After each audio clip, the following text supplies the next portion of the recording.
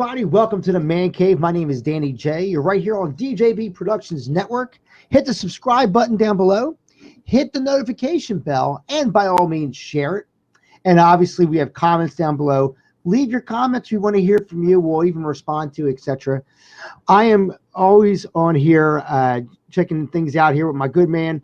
We got my man, Vito Lagrasso. Vito. How's everybody doing? It's the BIGV from the LOG. Hope everybody's doing good. We have a interrupted show today. We had a subject, but we decided to change it at the last minute. Dan, take it away. That's right. What we are doing, we did have a really cool subject going on, but there's some more pressing things that are happening right now. And here on the Man Cave, we don't just talk about debauchery. We don't just talk about guy things. There's a lot of things that are going on. We have a country that's in peril right now, and more so we're on the East Coast. You know, you're in Florida, I'm up here in Pennsylvania, and you're Philadelphia, and we have a lot of different things going on with riots, with protesting that's actually going from very sane, very calm, very peaceful protesting to violent protesting. And we just have a world that's like in chaos right now, on top of everything else with pandemics and everything else. And it's just crazy stuff that's going on right now. No, Dan, I tell you, it's very, very disheartening, and we all know what we're talking about here. We're all talking about the killing of the police officer by the police officer, Mr. Floyd. And guys, it really, the way they're portraying it is not a black-white thing, because there were three other cops there, three other, social groups and ethnicities. And guys, I hate this with a passion. I don't ever comment on Facebook. I don't make comments about politics. I keep my nose clean. I always post positive things. But this show is more about protecting your family. How do you go about protecting your family during something like this? Dan has, two children, and a wife. I have my wife, and Dan deals with, a special needs child. I deal with my wife who's handicapped. And here's the thing, guys. What do you do if something happens on your block, in your neighborhood, in your gated community, and somebody comes to your door? I'm telling you, I'm picking up the two knives, the two sharpest knives out of my block. I'm gonna hide my wife, and first come, first serve. And I'm free to say it because I'm defending my house. I'm defending my wife. You come in my house, I'm gonna hurt you. I promise you. I don't know. I know Dan would do anything to protect his kids, and this ain't about being tough guy. This ain't about being macho. This is about defending your family during a crisis. Dan, I mean, give me your views on it. I mean, here's the deal. I mean, especially if you're talking about defending your house. Okay. Right now, the riots have been going towards stores. They've been going towards establishments. And in all honesty, let's face it, everybody that I'm talking about is saying, hey, this is something that, like, how is this proving your point? How is this making anything better about what's going on by causing violence, by causing any kind of, you're talking about chaos. It's theft. And, it's almost like you took a very sad time in America and you gave yourself a reason to commit crimes. You're taking advantage of Mr. Floyd's memory. You're taking advantage of his sad situation. You're taking advantage of the nation's turmoil with police and stuff like that. Because let's face it, this officer that was involved in this Floyd murder, unfortunately, is someone that has a very irreputable past as far as his record's concerned. It's one of those things where in a regular job, anybody with that many offenses against them would probably not be working.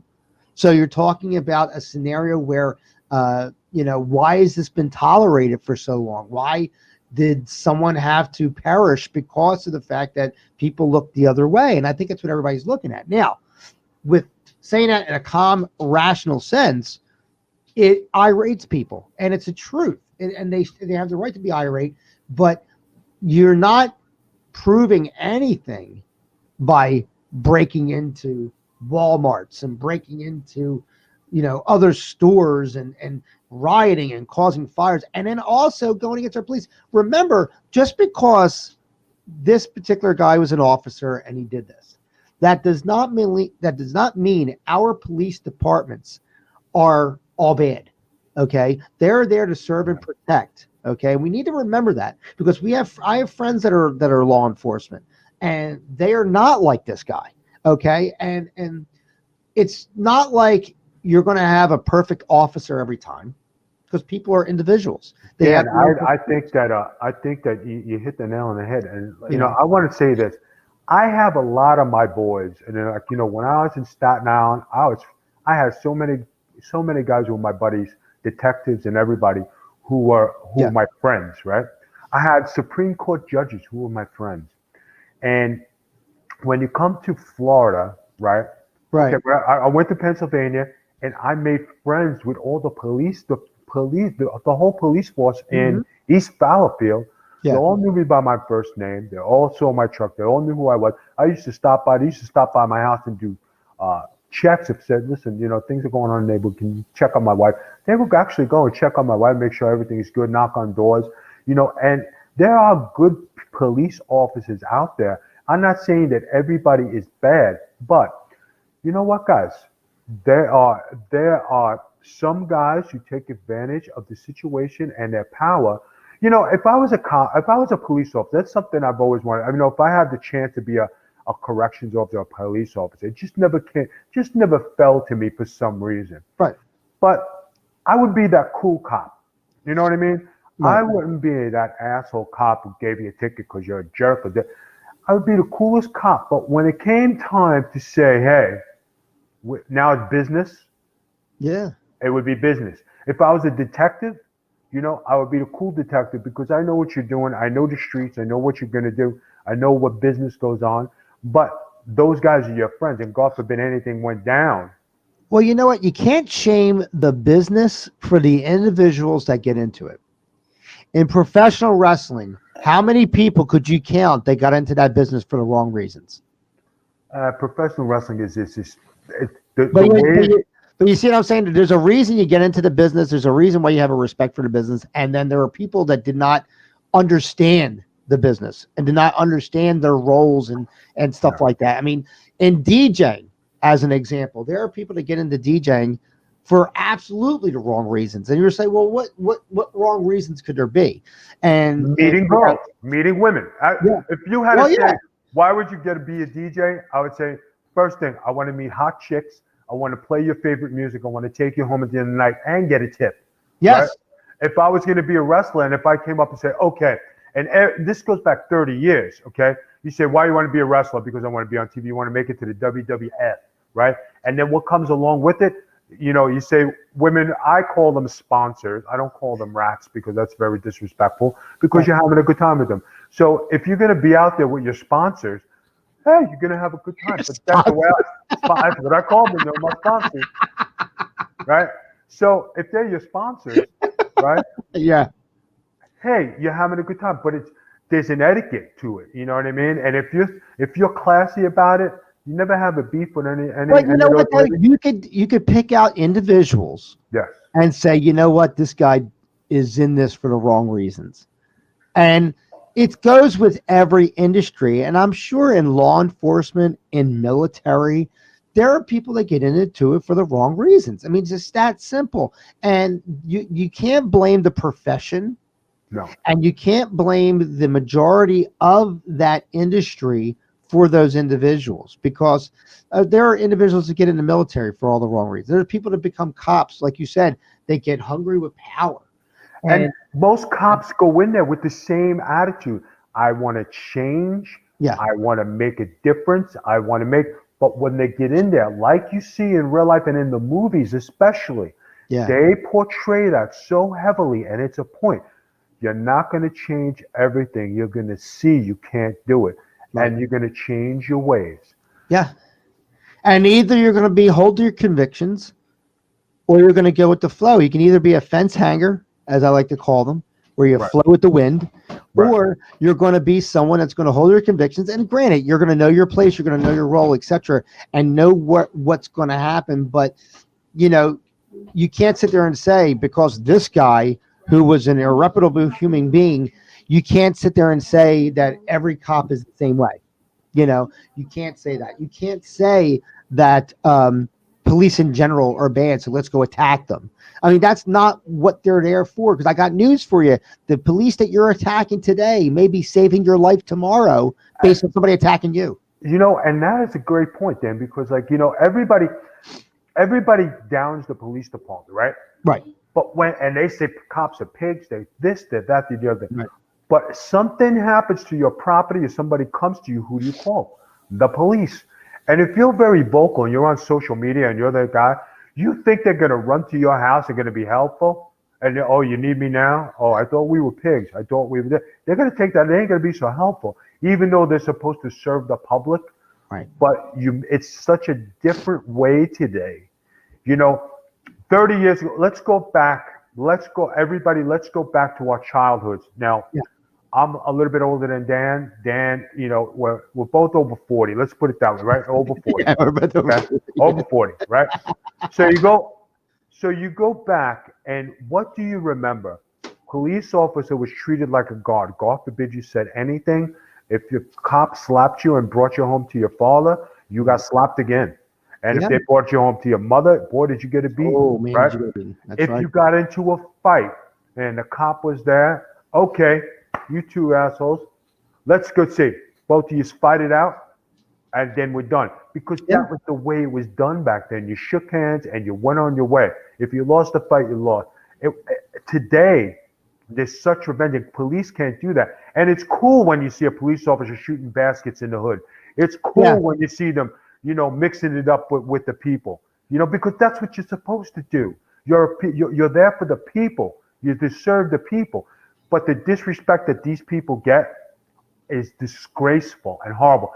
I hold the police in the highest regard, and you're respectful because that's what I was taught. But when you see them trying to throw, I don't know if it was it might have been in Philadelphia last night, where two girls threw fire bombs at the police, and they torched a cop car, and both of them got arrested. They're up on felony charges, and everybody thinks it's funny and ha, but they got tapes on everybody who went in every Target. They got tapes on everybody who looted, who did something. They're going to find you. They're going to arrest you. And for the guy who took all the TVs, he had 5 TVs on a gurney and put it out. I think what I heard, there were 48 arrests. Yes. Out of like 190 some people that were like basically reported, but it was 48 arrests, which is not bad. I mean, that's less than half, but that's for a riot situation.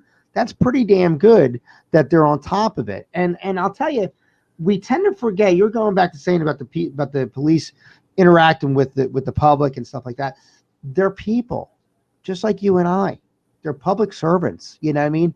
You're not going to give a firefighter problems because he busted up your house when your house was on fire. The problem is, and I'll tell you this much, and I think a lot of mature adults on either side of the race card will agree with this, is that it starts with, my father always said, you can fix you can't fix everybody else. No, you're right. You can fix you. So it starts with you. And in all honesty, if you're going to sit there and take this and I call it a cop out, because my father was somebody that had every reason to be a complete scum of the earth and was not, because he said, I'm not going to be. Okay. He took his life and his fate in his own hands and said, I'm molding this basically. And I'm going to be nobody's going to direct me to be something. Okay. Dan, I got to say this, and like I said, guys, like I'm older than Dan, right? And I grew up as a kid in the 60s. Yeah. Okay. We're going back. And when you seen racial riots, I lived in a predominantly Italian neighborhood. Up the street was the high school where black and whites would bust in. The blacks would bust in, right? So what did you think? Now, I'm a child. I don't know anything. This is during Vietnam. This is during all this time.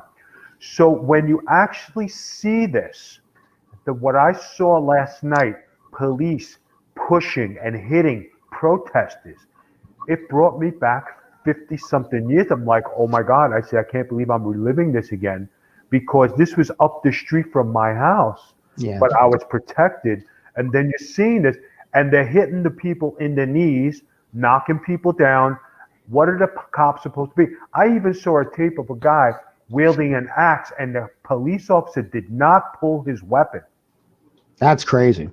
Yeah, but the police officer is afraid to pull his weapon now because is he going to get fired? Is he going to get scrutinized? Who's that? Right. Keeping him from protecting and serving, which is what his job is. Now, if Yeah. somebody's coming at you and they're swinging an axe at you, I'm going to pull my weapon and I'm going to shoot you because you're coming to kill me. But that Yes. police officer was afraid to pull his weapon, and that sucks. It does. And it's disarming them. And let's face it, they're outnumbered by the people. Okay. So they're already going into a losing battle as it is. And let me tell you something. This, unfortunately, not to make less of what happened with Mr. Floyd, but like this is couldn't have happened at the worst time in life right now with a pandemic where we practically are in civil war between Democrats and Republicans, per se. So worse I've ever seen it in all my 40 something years in life, and then on top of that, this happens. And let me tell you something, there's a lot of racist people out there. There are a lot of people on both sides, whites and blacks. Okay. And, is this profiling happening? Yes, it is. Yes, it is. And, does that mean you write off the entire police force? No, it does not. It does And not. and people, I just want everybody who watches this, and we don't have numbers on how many people watch No. this show, and we don't know who's interested in watching our show. But believe me, I'm stating this as a statement. I do not have a view on politics. I do not have a view on race because I've always treated people with equal respect from when I was a kid and a Yes. ball player and a wrestler. I don't have a side in politics. I don't, there are things that I don't agree with, but I keep to myself. But at the end of the day, I have to pay my taxes. I have to support my family. I have to live by the rules set forth, so it doesn't matter what I say, But when we have a platform like this, and we just want to reiterate, we are not against or with anybody. We're just giving an analytic view of what we see and how we feel. And Correct. this is nothing in writing. This is nothing derogatory. This is not I hate you, I love you. This is just what we see as individuals who have grown up to be men and family men and protecting your families today. And how do you protect your family? Now, Dan, if there was something going down your block, now Dan has had issues with his car, right? We noted this on the show, So right? many. And this is all caused because of his wife. She put the Malocchio on his car. We all know this, right? So God forbid something happened down his block where it comes and they start banging on his door and they start breaking glass. Now, Dan has a German Shepherd in there, and I'm sure that dog will go down swinging. Ferocious. Yes. Yeah, he don't But, take it. Yeah, but he if don't- they get past the dog, then there's Dan. Now, I'm And I not. got news for you. Not that I would put my kids first, but my youngest daughter, who's a brown belt in Kempo, she actually sleeps with a baseball bat right underneath her pillow. Yeah, She and said- that's hard. and That's I, and I, horrible. and I, we laugh, and we say, "What the hell are you doing?" She goes, "I don't know who goes anywhere, but if somebody comes in this house," she said, "I'm not waiting for the dog to attack because I'm going to attack." And that's what my daughter, and God bless her, that's what she's a tough bitch. God bless her, but it sucks that she has to live with that and live Yeah. within that And fear. we live in a good neighborhood. Let me emphasize that. I don't live in a bad neighborhood. I don't live in a neighborhood where I would ever have to worry about that. Okay. I live in average Joe America where, yeah, you should lock your doors because in the year 2020, this ain't the Waltons anymore. You can't leave your door unlocked, but but I don't ever feel concerned that I'm going to get looted, but with this stuff happening right now, and it goes back to a combination of things. You have people doing this that have no opinion on why they're doing it. They have no opinion on protesting. They have no opinion on whether the cop was right, whether the Mr. Floyd was in the right.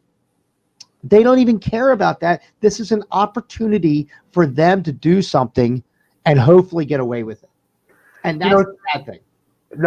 Dan, my next thing in my life, and this is something I have wanted to do. I would like to buy my next house, right? Right. Now, I live in a beautiful golf course community, gated community, highly secured. I'm good.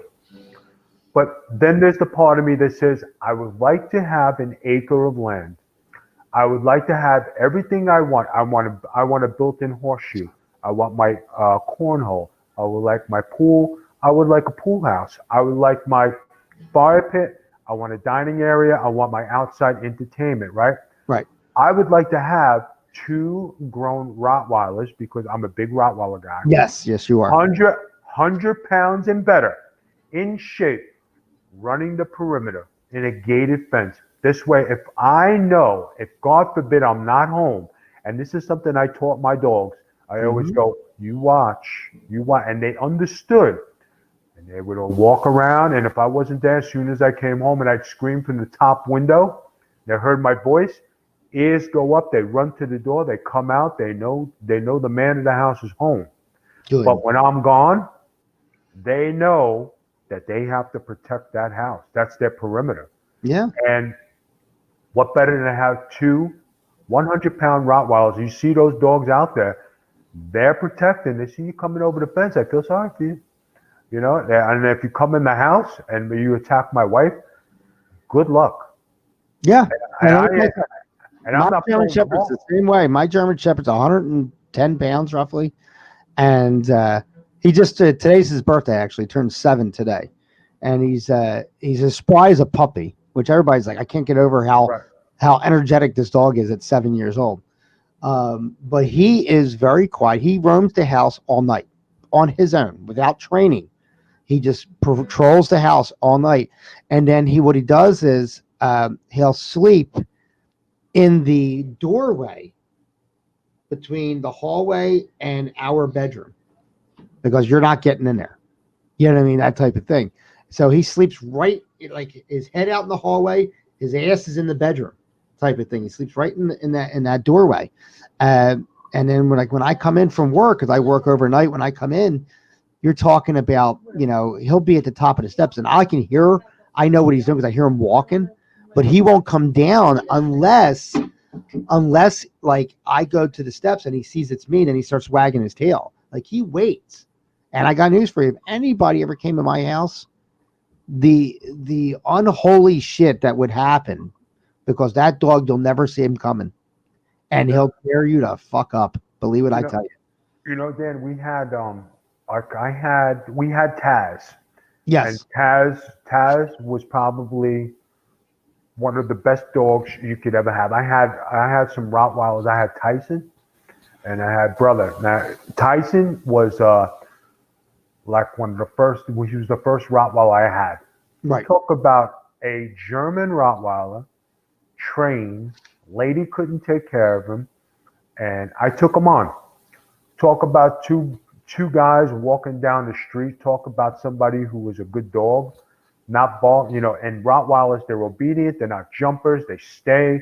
They're good, right? You treat Right. them good. They're loyal.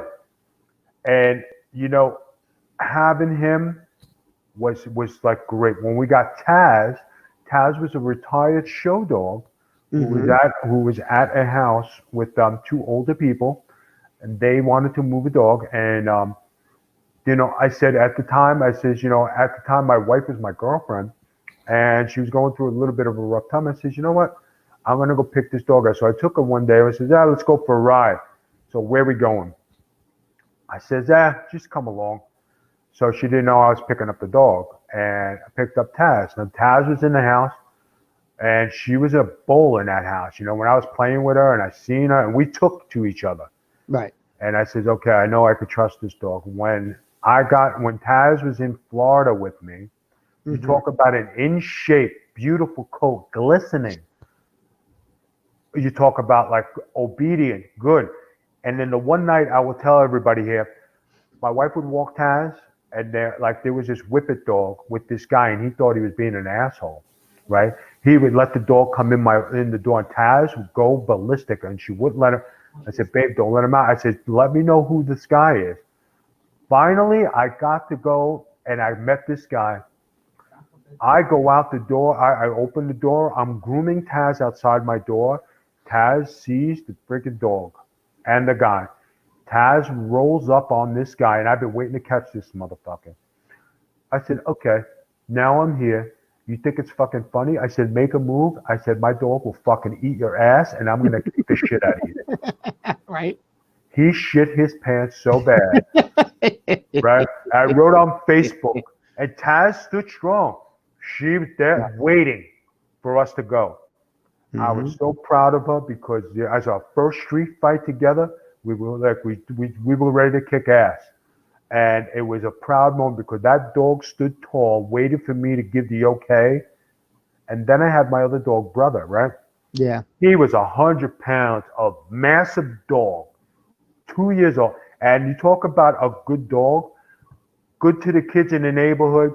He know where to walk for food, know where to walk to be groomed. We went to go play ball, knew the route we were taking, that I would let him go on a 20-foot leash, right? All the girls and all the ladies in the neighborhood, hi, brother, hi, brother. Hi. It was a chip magnet, right? But one day I had him in the garage, and I was going outside, and there's another whippet dog coming. He almost ripped the whole wood shed that I had in the garage that was built in. He almost ripped it off trying to protect me. And Wow. anytime I was talking to somebody, he would stand right between me and the person. That's a good dog. Yeah. Now, guys, I'm telling you, having a dog like that as a protector, protecting your family, looking out after your wife and kids. Mm-hmm. And these dogs, like they know. And if it's a child in the house, go by that crib. Go by that child. And you know what, though, too? Here's the thing. We're talking about having a family member, a pet, in a sense. This is not a gun.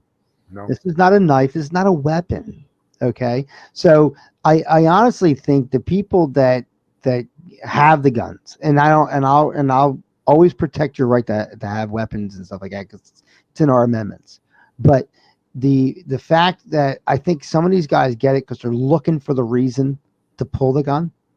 They're looking for the reason to pull the gun. We're talking about protecting your family. I hope that my dog never has to attack anybody. I hope your dog, Bruiser, who you have now, which I don't think would attack anybody really anyway. But you know what, Dan? I had a weapon. I had when I came back from Nepal, I said, you know what? All these years I almost got killed. I said, I'm gonna get it concealed. I had the test, I had the gun, and I had it. It was so much responsibility to carry it, unplug it, use it. I said, fuck, I'm going to throw this shit at you and I'm going to kick the shit out of you. Right. I'm not going to pull the weapon. And then I just had it in the house, just to have in the house. Yeah. You know what? And then finally I got rid of it, but then I got it back and then I got rid of it. And then I got it back and I said, and at this point, I'm just like, okay, we're protected, we're good. But you asked me to carry it outside, it's a responsibility and a half. And God forbid you make a decision and it's time for you to pull it. What do? Do you shoot? I know I would. Oh yeah. I don't know about anybody else, but I would. I mean, if you're going to have it and they say if you're going to pull it, you better be prepared. You got to shoot it. And they tell you, empty out all 6 shots, put the gun on the ground, take a seat, wait for the police. When the police come, are you ready to give a statement? No, I need to go to the hospital because I need to take my time. You're taking your time because you're in shock. You go to the hospital, and then you come out with your statement. By that time, you should have your lawyer. Your lawyer's there. You talk to your lawyer. You do what you got to do, and then you give your statement. That's right. But you know what? In closing, though, there's ways to avoid all this. There really are ways to avoid all this. And I'll tell you certain ways that I'll sit there and say you can avoid it. One, avoid political conversations, especially nowadays, because it's not going to. You can have your views. You can have your reviews, and let me tell you something. I will respect everyone's views, even if they're against mine, because that's the country we live in. Yes. At its core, you have the right to think your way, and I have the right to think mine, and that's what we fight for, and that's what we live for, and that's a good thing. Right. Okay, but don't force me to think your way. I'm sure as hell not forcing you to think mine. Nope. Okay. And by avoiding these political conversations, and I tell my wife all the time, and she does not listen. Nope, she doesn't. She doesn't. You know this. It's one of those things where I'm like, this, you would have such a nicer time on social media if you weren't getting involved in all that. She's involved in all that stuff. You know what I'm looking at? Cartoons. No. I'm looking at simple stuff. I'm looking at wrestling. I'd rather be at the pool getting my tan on, or go work out, right? Or do something. I ain't got time for this nonsense. I got to deal with everything else. And you know what? Another thing you do, you stay home. Yeah. Stay home. Right now, we got to stay home. And I got news for you. Everybody who's complaining about being locked in the house and it's against my freedoms and blah, blah, blah. Let me tell you something. You must really have a hard life at home, because I said to them, I said I could do this for the next 3 years because I'm spending so much time with my family. Yep. And it's blessed time. And as I get past 40, not to sound morbid, but I recognize mortality a lot more now than I did 10, 15, 20 years ago. Okay. So I'm counting every moment as a blessing. And I say, you know what? I got this, because I feel my body breaking down. I'm not as spry as I used to be. And I'm like, you know what? With that being said, I think back to when I was a kid, being with my parents and stuff like that. And now my mother's gone a number of years now. My dad's up there in age. So I'm sitting there saying, you know what? Now I'm the parent and I'm in that situation. And it's like, I want to really, really be here and enjoy everything. So you know what? If being home with your family is the worst thing that's happened to you, then God bless you. God honestly. bless you. You understand what I'm saying? Because some people don't even have that.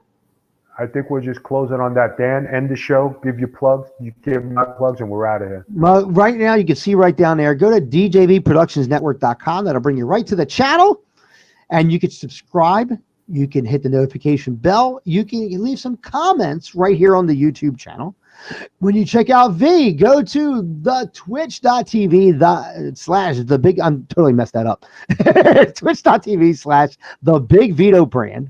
Plenty of stuff on there as well. I'm getting notifications all the time for new shows that are popping up. One to look out for is Mr. and Mrs. That tends to be a nice favorite of everybody. And as always, just go on the social medias. You can check out the Big Vito brand on Facebook as well. You can check out myself, Danny J, right on Facebook. You can go DJ Danny J. You can check it out right there. And remember to check us out here every weekend. We come out every Sunday right here on the two channels with the Man Cave. Always happy to do the show here. And guys, love it, share it, subscribe, and enjoy. All right, guys. Hey, I just got to say, be safe out there. Sometimes being quiet helps a lot. And guys, just take care of your families and just do the right thing. And just let's hope we get through all this, and come out safe. Peace out. Is the Big Vito brand, the BIGV from the LOG.